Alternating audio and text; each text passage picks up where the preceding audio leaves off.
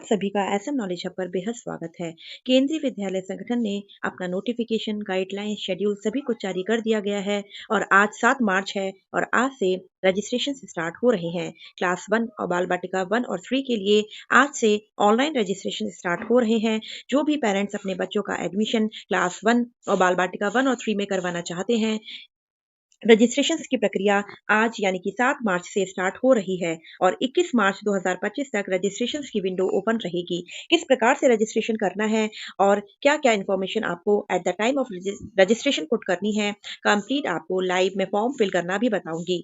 आज की वीडियो की जो क्लास की जो स्ट्रेंथ है वो केंद्रीय विद्यालय के द्वारा इस वर्ष चेंज कर दी गई है। जो लास्ट ईयर सीटों में बदलाव हुआ था, जबकि लास्ट ईयर जो सीट्स की स्ट्रेंथ थी पर सेक्शन वो 32 रखी गई थी और इस साल दोबारा से क्लास स्ट्रेंथ को बढ़ाकर 40 सीट्स कर दिया गया है, यानी कि एक सेक्शन में अब 40 बच्चों का दाखिला लिया जाएगा। अगर किसी स्कूल में 4 सेक्शंस हैं तो उस हिसाब से 160 बच्चे एक स्कूल में क्लास 1 में और उसी प्रकार से अदर क्लासेस में भी यही रूल लागू होगा।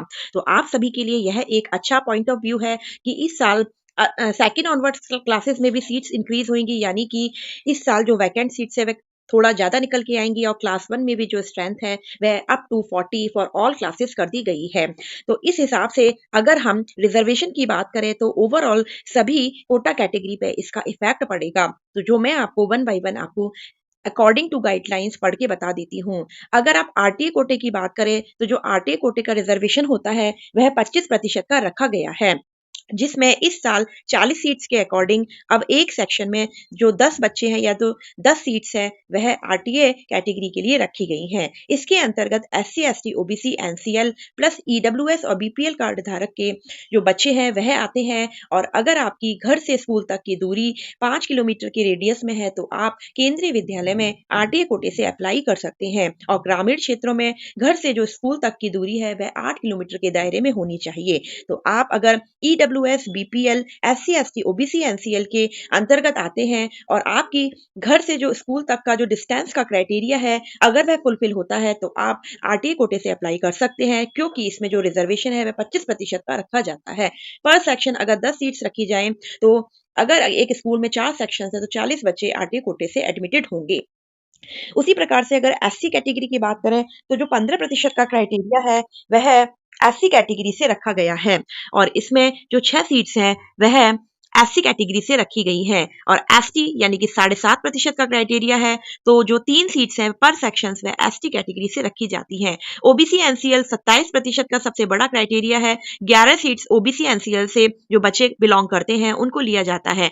जो नीचे का क्राइटेरिया है एससी, एसटी, ओबीसी, एनसीएल, इसके अंतर्गत central government employees plus state government employees और अगर वो किसी कोटा से भी बिलोंग करते हैं तो उनको प्रायोरिटी पहले दी जाती है। इसी के साथ साथ अगर हम लास्ट ईयर की डिटेल की बात करें तो लास्ट ईयर आरटीए कोटे से 8 सीट्स थी पर सेक्शन, एससी से 5 सीटें थी जो कि इस साल 6 कर दी गई है, क्योंकि ओवरऑल जो बच्चों की स्ट्रेंथ है वो बढ़ा दी गई है। तो उस हिसाब से जो RT, SC, ST, OBC, NCL है इसमें सीट्स इंक्रीज हो गई हैं और जो सीडब्ल्यूएसएन कैटेगरी है उसमें 3% का जो रिजर्वेशन रहता है वह एज इट इज रखा गया है।